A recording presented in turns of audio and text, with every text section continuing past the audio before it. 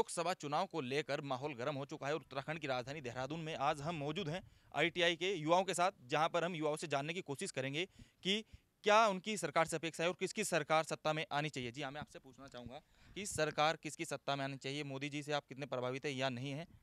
जी, सरकार चाहे किसी की भी आए, लेकिन जो कार्य होना चाहिए वो देश के विकास में होना चाहिए। अभी मोदी जी जो है ठीक राह पर चल रहे हैं, वो युवाओं को एक नई दिशा दे रहे हैं। तो मैं भी यही अपेक्षा करता हूँ कि उन्हीं की सरकार आए। बाकी हम ना किसी पार्टी के सगे, ना किसी उपकार के सगे। हम सगे हैं तो इस देश के सगे हैं, जो इस देश के साथ हम उसके साथ हैं। अब मोदी जी से क्या अपेक्षा रखते हैं, क्या चाहते हैं कि आपके आने वाले भविष्य के लिए जो भी सरकार सत्ता में है, क्या आप चाहते हैं? हम चाहते हैं कि युवाओं को रोज़गार तो खैर मिल रहा है, कोई कह रहे हैं रोज़गार नहीं मिल रहा है। तो मेरा यही कहना है कि आप उनको कुछ ऐसा साधन उपलब्ध कराएँ जिससे वो स्वरोज़गार कर सकें। आने वाली 11 तारीख को आप वोट करने वाले हैं? जी सर, वोट तो करने वाले हैं सर 11 किसे तारीख। करने वाले हैं? सर, वोट हम देखते हैं किसे करेंगे। फ़िलहाल तो चेहरा तो अभी। आपसे मैं जानना चाहूँगा कि सरकार में 5 साल बीजेपी की सरकार रही है, युवाओं के लिए क्या सरकार ने किया, क्या नहीं, और अभी चुनाव चल रहे हैं, सभी प्रत्याशी घर घर घूम रहे हैं, तो आपका क्या मत है? हमारा तो ये कहना है सर, अब की बार भी सरकार बीजेपी की है, लेकिन उत्तराखंड में तो कांग्रेस की आनी चाहिए, क्योंकि उत्तराखंड में बेरोजगारी बहुत हो रही है। अच्छा, बात करें अगर पलायन के मुद्दे की, तो अगर हरीश रावत पिछली बार सरकार में रहे हैं तो उन्होंने आपके लिए क्या किया? उन्होंने तो हमारे लिए बहुत कुछ किया था, लेकिन जो अभी प्लान का मुद्दा है इसमें यह है कि सारे लोग जो पहाड़ों पे रहने वाले हैं वो भी सब नीचे आ रहे हैं, क्योंकि वहाँ शिक्षा की कमी है, वहाँ पे स्कूलों की वो बहुत कम है, वहाँ टीचर नहीं जा पाते हैं सही तरीके से, वहाँ पढ़ाई नहीं हो पा रही है, इसलिए वहाँ पे भी कुछ। तो इसके लिए कौन जिम्मेदार है? इसके लिए तो हमारी सरकार को कुछ देखना चाहिए ना वहाँ के लिए। तो अभी आप किस सरकार को वोट करने वाले हैं? अभी तो कुछ देखते हैं जो कुछ, अभी तो फिलहाल मोदी जी के उसमें हम फिर आगे। तो इन्होंने मोदी जी के लिए बोला है आज। अब हम आपसे बात करना चाहेंगे कि सरकार 5 साल सत्ता में रही है, आपने भी देखा है युवाओं के लिए सरकार ने क्या किया है। अब इस चुनाव में आप किसे वोट करने वाले हैं? देखिए, सबसे पहले तो मैं ये बात स्पष्ट करना चाहता हूँ।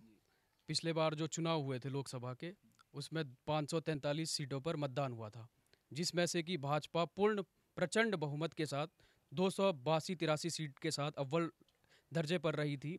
लेकिन जो धरातल पर काम दिखना चाहिए था वो एकदम नहीं दिखा। सबसे पहले जो यहाँ पर मांग है, बी मस्ट, बेरोज़गारी बहुत ज़्यादा है और आए दिन यहाँ पर धरना प्रदर्शन होते रहता है। और यहाँ पर लोकसभा की 5 में से 5 सीटें भाजपा के हक में गई और यहाँ पर उस तरीके से तो क्या लग रहा है कि 5 की 5 सीटें भाजपा के पक्ष में गई है, क्या इस बार भी 5 सीटें भाजपा के पक्ष में जाएंगी? मुझे जिस हिसाब से अभी राहुल गांधी ने जो कैंपेन करी थी देहरादून में, मुझे लग नहीं रहा है कि इस बार 5 सीटें भाजपा के। जब 72,000 देने की बात राहुल गांधी ने की है, क्या आपको लगता है कि 72,000 रुपये आपको मिल पाएंगे?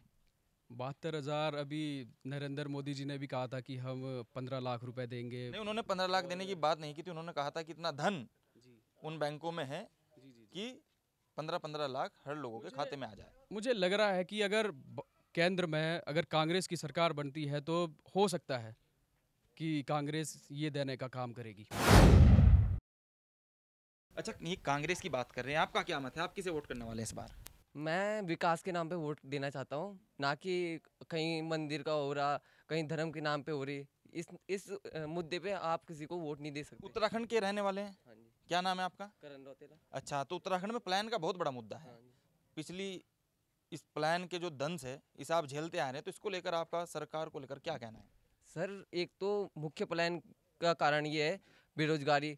पहाड़ों में एक तो ढंग से रोजगार किसी को मिलता है नहीं, तो लोग बाहर जाके काम करते हैं, इसलिए उन्हें प्लान करना पड़ता है। और शिक्षा का भी बहुत बड़ा महत्वपूर्ण जगह है वहाँ, क्योंकि शिक्षा पहाड़ों में रहती नहीं है। टीचर स्कूल तो आते हैं लेकिन पढ़ाते हैं नहीं, वहाँ कोई देखने वाला भी नहीं है इतना ज़्यादा। इसी वजह से शायद पलायन हो रहा है।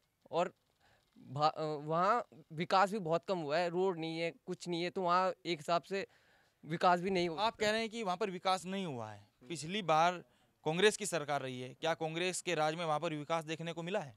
कांग्रेस के राज में विकास हुआ तो है, पर बहुत कम हुआ है, और बीजेपी के राज में भी कम ही हुआ है। कोई पहाड़ों की तरफ ज़्यादा ध्यान नहीं दे रहा, क्योंकि पहाड़ों में संख्या कम रह गई है, तो वो पहाड़ों पे ज़्यादा ध्यान नहीं दे रहे। तो आप क्या अपेक्षा रखते हैं कि फिलहाल किसकी सरकार आनी चाहिए और किससे आपकी उम्मीदें जुड़ी हैं? मैं ये कहना चाहता हूँ कि आप विकास के नाम पे बोलेंगे कि पहाड़ों में विकास होगा या कहीं भी विकास होगा, तो हम उसे वोट देंगे। कोई बोल रहा मंदिर बनना चाहिए, कोई बोल रहा ये बनना चाहिए, इस मुद्दे पे तुम बात नहीं कर सकते। हमें 2 वक्त की रोटियां नहीं मिल रही और बंदे बोल रहे कि ये हम मंदिर बनाएंगे। मंदिर क्या करेंगे हम? देखिए, ये बोल रहे हैं कि विकास नहीं हुआ है। 5 साल कांग्रेस की सरकार रही है और अभी स्टेट में भी बीजेपी की सरकार है, तो अभी क्या लग रहा है? यहाँ पर उत्तराखंड में हाँ। मुझे तो लग रहा है उत्तराखंड में इस बार बीजेपी की सरकार आएगी। अच्छा। और रही बात स्टेट की, तो स्टेट में तो शायद अभी कांग्रेस से आने का कोई नाम लगता नहीं मेरे को कि अभी तक कोई आएगी। अच्छा। जिस तरह से राहुल गांधी उनको तो सही से स्पीच देनी तक नहीं आती है, तो मुझे लगता नहीं है कि उनकी सरकार बन पाएगी। तो मोदी जी पिछले 5 साल से सरकार में है और अभी भी चुनाव प्रचार जारी है, तो इस बार किसको वोट करने वाले हैं? नरेंद्र मोदी। कि किस सरकार से आप उम्मीदें रखते हैं? सर प्लान, मैं सबसे पहले प्लान के बारे में बोलना चाहूँगा। जब तक हमारे देश के नेता प्लान नहीं रोक सकते तब तक प्लान नहीं रुकेगा। हमारे मुन्ना चौहान हो गया, प्रीतम सिंह हो गया, वो खुद ही प्लान करके नीचे आ गए, तो जनता तो आएगी।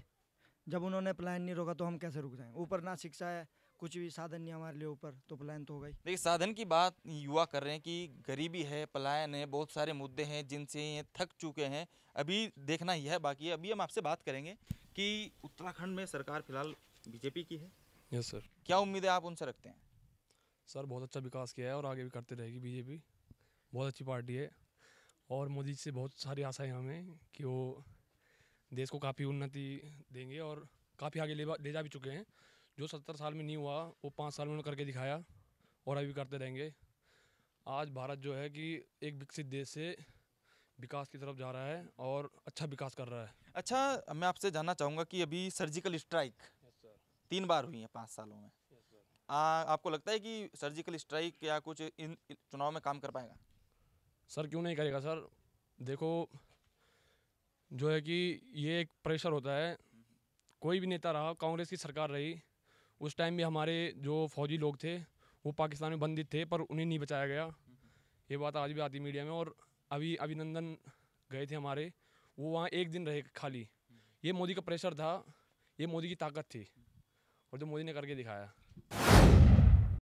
देश विकसित देशों में है और बहुत अच्छा चल रहा है, लेकिन पलायन का मुद्दा भी बहुत बड़ा है। हम आपसे पूछने की कोशिश करेंगे कि उत्तराखंड में पलायन का जो मुद्दा है, आप इधर आ जाइए। उत्तराखंड में जो पलायन का मुद्दा है उससे आप कितना प्रभावित हैं?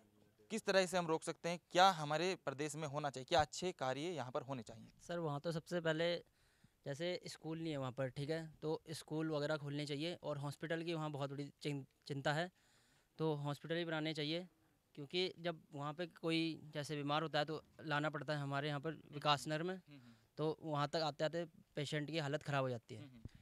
आपने कहा है कि पेशेंट की हालत ख़राब हो जाती है, बहुत बड़ा मुद्दा है। शिक्षा का मुद्दा है, स्वास्थ्य का मुद्दा है, बहुत सारे ऐसे मुद्दे हैं जिनसे वहाँ पर लोग जिनकी वजह से पलायन करने को मजबूर हैं। क्या आपको नहीं लगता है कि इस सरकार में कुछ बदलाव हुआ है या नहीं हुआ है?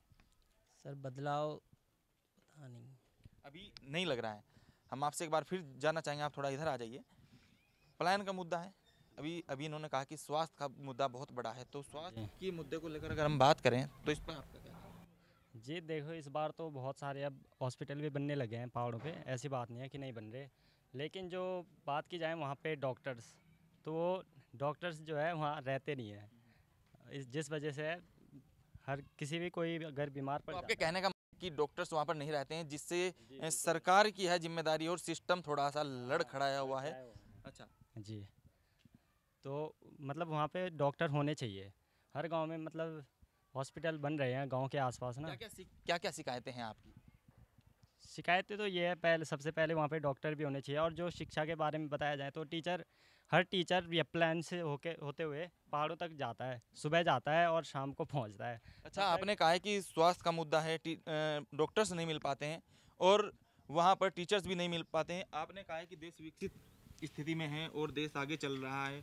अभी आपके सहपाठी बता रहे हैं कि पहाड़ की अगर हम बात करें, वहाँ पर ना तो डॉक्टर हैं ना शिक्षक हैं। सर वो पहाड़ों पे डॉक्टर अब धीरे धीरे, अभी तो 5 ही साल हुए हैं। मोदी क्या, जब कांग्रेस थी उस टाइम ही तो नहीं थे। उस टाइम तो 70 साल तक उन्होंने क्या बोलते कांग्रेस ने राज किया है, तो उस टाइम भी ना हॉस्पिटल थे ना कुछ। इस बार 5 साल में हॉस्पिटल खुले। और जो कि टीचर है, टीचर की बात है कि टीचर सही ढंग से मतलब पहुँच नहीं पा रहे हैं, तो इसके ऊपर भी मोदी जी कुछ ना कुछ सोचेंगे पहाड़ों के लिए, जिसके कारण पलायन ना हो। आपकी बात अगर मैं करूं, आप इस बार किसे वोट करने वाले हैं? सर नरेंद्र मोदी। अच्छा, क्या कारण है कि आप भारतीय जनता पार्टी को वोट कर रहे हैं? सर क्योंकि विकास किया है सर 5 साल में सर बहुत विकास देखा हमने। पहले भी कांग्रेस सरकार को देख रखा है सर 70 साल तक। हमें सर 22-23 साल के हैं सर, कांग्रेस की पार्टी बहुत देखी है सर, कोई विकास नहीं किया। पहले भी हमारे यहाँ खंडूड़ी जी थे हमारे उत्तराखंड में, तो इस बार आप वोट मुख्यमंत्री जी रह चुके हैं। हाँ, इस बार हम वोट करेंगे। तो ये है उत्तराखंड की युवा जो कह रही है कि पलायन का भी मुद्दा है, बहुत सारी दिक्कतों का भी सामना करना इनको पड़ता है, पढ़ाई का मुद्दा है, शिक्षा का मुद्दा है, स्वास्थ्य का मुद्दा है। इनसे हमने राय जानने की कोशिश की है कि किसको ये वोट डालेंगे, ये तो समय तय करेगा कि सरकार किसकी सत्ता में आएगी। कैमरा पर्सन आंसू के साथ में हितेश त्यागी, नेशन वन देहरादून।